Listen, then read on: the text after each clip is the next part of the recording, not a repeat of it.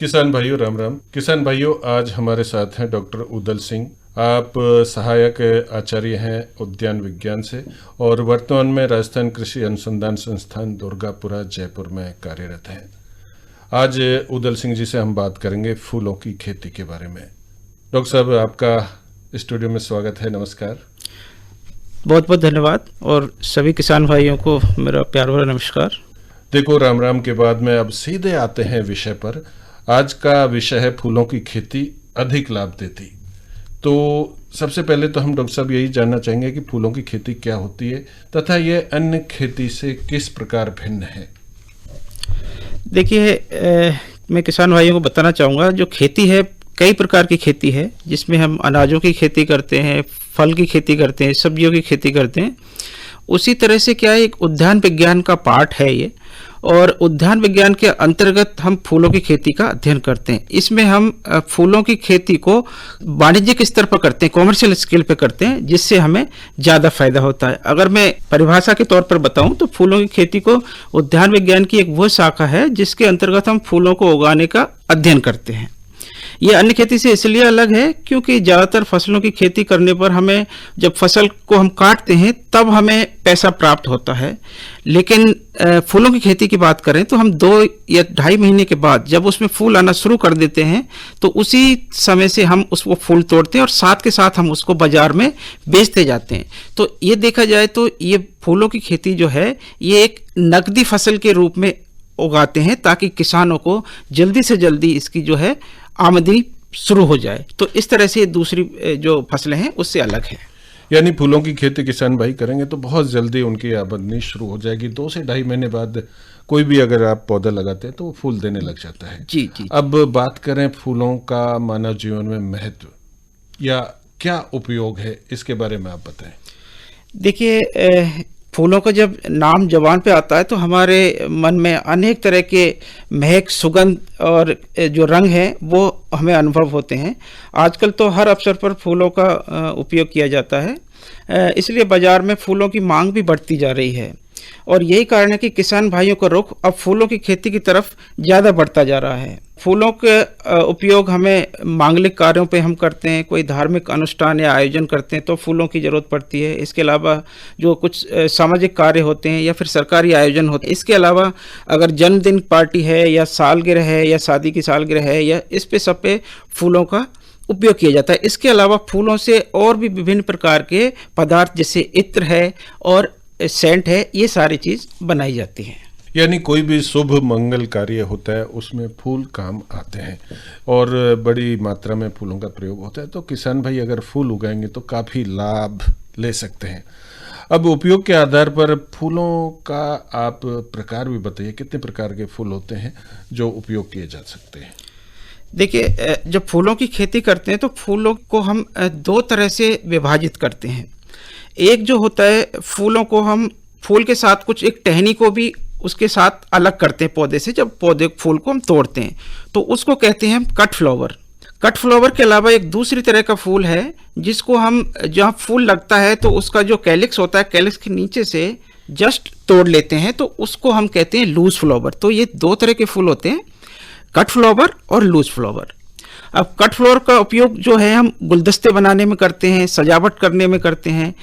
इसके अलावा जैसे गुलाब है, जरबेरा है, रजनीगंधा, ग्लैडियोलस, एंथोरियम, कार्नेशन आदि ये जो फ्लावर हैं ये सब कट फ्लावर के उदाहरण हैं जिनको हम टहनी के साथ तोड़ते हैं। इसीलिए इनको कट फ्लावर कहते हैं कि फूल के साथ साथ उसमें टहनी का भी कुछ भाग हम अलग करते हैं। वहीं अगर हम लूज फ्लावर की बात करते हैं तो लूज फ्लावर में हम टहनी नहीं तोड़ते हैं, उसमें जस्ट जो फूल का जो निचला सिरा होता है जिसको कैलिक्स कहते हैं उसके नीचे से हम तोड़ते हैं। और इसका उपयोग जो है, हम लूज फ्लावर का उपयोग हम माला बनाने में, हार बनाने में, इसके अलावा रंगोली बनाने में या बालों को बैनी जिसको बोलते हैं वो बनाते हैं। तो इसमें लूज फ्लावर का उपयोग किया जाता है। और अगर आप बात करते हैं लूज फ्लावर के तो आपने देखा होगा कि जो देसी गुलाब है, देसी गुलाब वो लूज फ्लावर है। इसके अलावा आपका गेंदा है, क्राइसेंथेमम है, चमेली है, चंपा है, गिलाडिया है, ये सारे जो उदाहरण हैं ये लूज फ्लावर के उदाहरण हैं। किसान भाइयों, हमारे साथ हैं डॉक्टर उदल सिंह। आप सहायक आचार्य हैं कृषि अनुसंधान केंद्र दुर्गापुरा में और चर्चा कर रहे हैं फूलों की खेती की। अब आपने फूलों का महत्व और उपयोग के बारे में तो डॉक्टर साहब काफ़ी बताते हैं, लेकिन अब मूल विषय पर आते हैं। किसान भाइयों के लिए किस तरह से अब किसान भाई फूलों की खेती करें, इसके बारे में आप बताएं। देखिए, किसान भाइयों को मैं बताना चाहूँगा कि फूलों की खेती शुरू करने से पहले ये अवश्य सुनिश्चित कर लें कि जिस फूल की खेती आप करने जा रहे हैं बाज़ार में उसकी अच्छी मांग हो, क्योंकि जितनी ज़्यादा फूल की मांग होगी भाव उसका उतना ज़्यादा होगा, और उस भाव अगर ज़्यादा होगा तो किसान भाइयों को वो फूल बाज़ार में बेचने से ज़्यादा लाभ होगा। तो ये बात सुनिश्चित कर लें कि जो भी फूल आप उगाने जा रहे हैं उसकी प्रॉपर मांग हो बाज़ार में। इसके साथ साथ ये भी जान लें कि आप जिस क्षेत्र में फूलों की खेती करना चाहते हैं वहाँ की जलवायु और मिट्टी फूलों के लिए उपयुक्त होनी चाहिए। इसके अलावा आपके जो नज़दीकी जिला उद्यान अधिकारी है या आपके यहाँ जिस जिले में आप रहते हैं वहाँ पे कृषि विज्ञान केंद्र है, वहाँ के विशेषज्ञों से या फिर आपके आसपास कोई दूसरे किसान भाई अगर फूलों की खेती कर रहे हैं तो आपको उनसे भी ज़रूर सलाह मशवरा कर लेना चाहिए और उनकी राय भी ज़रूर जान लेनी चाहिए कि आपको कौन सा फूल उगाना है। क्योंकि आप जाएंगे उनके पास तो वो आपको बताएंगे कि ये फूल उगाने से ये फ़ायदा है या ये नुकसान है। जी जी। फूलों की खेती शुरू करने से पहले इसका प्रशिक्षण भी जरूरी लेना है ताकि आपको कम से कम कठिनाइयों का सामना करना पड़े। जी जी। डॉक्टर साहब, आपने बताया कि फूलों की खेती के लिए जलवायु, मौसम, मिट्टी, इसका ध्यान किसान भाई रखें, तो इसके बारे में भी आप बताइए किस तरह से कौन सी जलवायु और कौन सा मौसम सबसे उपयुक्त होता है। अगर राजस्थान की बात करें तो यहाँ की जलवायु कैसी है? देखिए, राजस्थान की बात करते हैं तो राजस्थान में ज़्यादातर जो है शुष्क जलवायु है, और मिट्टी की बात करते हैं तो विभिन्न भागों में अलग अलग प्रकार की मिट्टी पाई जाती है। किसान भाइयों को मैं सलाह देना चाहूँगा कि आपके इलाके में किस फूल या फूलों की खेती की जा सकती है। जैसा मैंने बताया है, इसकी जानकारी आप नज़दीकी जिला उद्यान अधिकारी या कृषि विभाग से अवश्य संपर्क करें। साथ ही ये भी ध्यान रखें कि फसल का चयन सदैव जलवायु, मिट्टी और मौसम के आधार पर ही करें, जैसा मैंने पूर्व में ही बताया है। फूलों की खेती के लिए सामान्यतः अच्छे जल निकास वाली बलुई दोमट मिट्टी अच्छी मानी जाती है।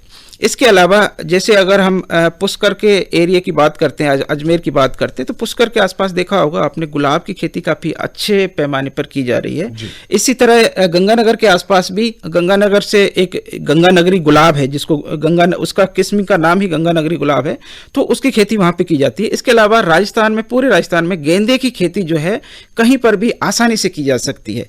तो ये कुछ गुलाब और गेंदा जो है इसको आसानी से पूरे हमारे राजस्थान में क्या, इसको पूरे देश में कहीं से भी आसानी से उगाया जा सकता है। जी। आपने गुलाब और गेंदा की बात की, लेकिन कौन कौन से पुष्प हैं जिनकी व्यावसायिक रूप से खेती की जा सकती है, इसके बारे में भी आप किसान भाइयों को बताएं। फूलों की व्यावसायिक खेती की जब हम बात करते हैं तो हमारा व्यावसायिक खेती से सीधा सीधा वो रहता है कि हम जो है ज़्यादा से ज़्यादा मुनाफा हम कमाएं। फूलों की व्यावसायिक खेती में सामान्यतः प्रमुख जो फूल हैं, फूलों की खेती जो करते हैं उसमें गुलाब सबसे मुख्य है। गुलाब के अलावा हम रजनीगंधा की खेती कर सकते हैं, एंथोरियम की खेती कर सकते हैं, गेंदा, जैसे मैंने बताया गेंदा काफ़ी प्रमुखता से कॉमर्शियली या वाणिज्यिक तौर पर उगाया जाता है, व्यावसायिक तौर पर।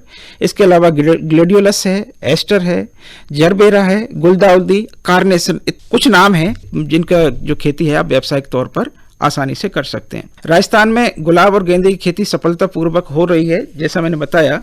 तो इसके बारे में जानकारी देना चाहूँगा कि गुलाब प्रकृति का एक अनमोल फूल है और इसकी आकर्षक बनावट, सुंदर आकार, चटक रंग और सुगंध की वजह से लोग इसे ज़्यादा पसंद करते हैं। गुलाब ठंड और शुष्क जलवायु का पौधा है, पर इसकी खेती साल भर की जा सकती है। अगर मिट्टी की बात करें तो गुलाब के लिए बलुई दोमट, जिसका पीएच मान जो है 5.3 से 6.5 के बीच होना चाहिए, ये मिट्टी जो है उपयुक्त है गुलाब के लिए। और गुलाब की खेती के लिए जो तापमान है वो दिन का तापमान 25 से 30 डिग्री सेल्सियस जो है वो अति उत्तम रहता है। इसके साथ जो रात का टेम्परेचर है, तापमान है, वो भी 12 से 14 के बीच डिग्री सेल्सियस के बीच होना चाहिए। इससे अधिक नहीं होना चाहिए, अन्यथा इसका असर जो फूलों की जो उपज है उस पर सीधा पड़ता है। जी, ये तो बताया आपने गुलाब के बारे में। अब गेंदे की खेती भी शहरों के पास तो बहुत ज़्यादा की जाती है, हाँ थोड़ा दूर दराज में कम, लेकिन इसके बारे में भी आप बताएं कैसे की जा सकती है। देखिए, गेंदे की खेती भारत के लगभग सभी राज्यों में की जा सकती है, जैसा मैंने बताया था। इसके लिए ठंडी और शीतोष्ण जलवायु जो होती है, जिसको हम टेम्परेट क्लाइमेट कहते हैं, वो जो है उपयुक्त रहती है। गेंदे की खेती सर्दी, गर्मी एवं बारिश तीनों मौसम में बड़ी आसानी से की जा सकती है। इसकी खेती के लिए जो तापमान है वो 14 डिग्री से 28 डिग्री के बीच अति उत्तम रहता है। गेंदे की खेती लगभग सभी प्रकार की मिट्टी में की जा सकती है, लेकिन बुलई दोमट मिट्टी जो है वो सबसे अच्छी मिट्टी मानी जाती है, जिसका पीएच जो है 7 से 7.5 के बीच हो। इसमें गेंदे की अच्छी पैदावार हमें मिलती है। डॉक्टर साहब, ये तो आपने बताया, लेकिन अब किस मौसम में या किस महीने में कौन सी फसल बोई जा सकती है, इसके बारे में भी आप हमारे किसान भाइयों को बताएं। देखिए, जैसा मैंने बताया अभी, जो गेंदे की फसल है, गेंदे की फसल को हम तीनों मौसम में उगा सकते हैं। जैसे बताया, दिवाली पे जो हमें गेंदा मिलता है वो सर्दी वाली फसल से मिलता है, और इसके अलावा हम गर्मियों में भी इसकी फसल लगा सकते हैं। गुलाब लगाने के लिए जो उपयुक्त समय है वो अक्टूबर के आसपास का समय जो है तब लगाते हैं, या फिर हम उसको मानसून का जो मौसम है, जो मई जून है या जून जुलाई है, जून जुलाई या इवन अगस्त तक भी हम उसको गुलाब को बड़ी आसानी से लगा सकते हैं। यानी किसान भाई अभी से तैयार हो जाए, अगर गुलाब लगाना है तो। गेंदे की फसल तो जैसा कि डॉक्टर साहब ने बताया, आप साल भर में कभी भी बो सकते हैं। अब परेशानी आती है, फसल किसान भाई ने बो दी, सब कुछ कर दिया, लेकिन मार्केट नहीं मिलता, उसको कहाँ वो बेचे, तो इसके बारे में भी आप हमारे किसान भाइयों को बताएं। जी, जैसा मैंने शुरू में बताया था कि किसान भाई जो भी फसल फूल उगाना चाहते हैं, पहले ये सुनिश्चित कर लें कि आपके आसपास बाजार में उसकी मांग है क्या नहीं। ये हमें बहुत ज़रूरी है, क्योंकि हम फसल तो उगा लेंगे लेकिन उसका बेचना बहुत ज़रूरी है, तभी हमें उसका सीधा सही लाभ मिल पाएगा। इसके लिए देखिए, अगर आसपास कोई लोकल मार्केट नहीं है तो हम सीधा जो आपके आसपास जो शहर है उसमें जो फूलों का व्यवसाय करते हैं उनसे सीधा संपर्क करते हैं, और हम जो पैदावार कर रहे हैं उसको सीधा हम बड़े बड़े महानगरों में भेज सकते हैं। तो महानगरों में भेजने से क्या है, हमें लाभ, उसका कीमत जो है अधिक मिलेगी, और इसकी वजह से हमें जो है अधिक लाभ मिलेगा। डॉक्टर साहब, ये तो आपने इसकी बाजार की उपलब्धता के बारे में बताया, लेकिन अब बात करें लागत और कमाई की, तो किसान भाई इसमें कितनी लागत किसान भाइयों की लग सकती है और कमाई क्या हो सकती है, इसके बारे में भी आप बताएं। देखिए, आज के इस तकनीकी युग में हमारे देश में किसान अब परंपरागत फसलों की खेती को छोड़कर फूलों की खेती की तरफ आकर्षित हो रहे हैं, क्योंकि उन्हें इसमें अच्छी आमदनी हो रही है। अगर मैं उदाहरण के तौर पर 1 हेक्टेयर गेंदे की खेती करने पर लगभग 25,000 रुपये का खर्च आता है।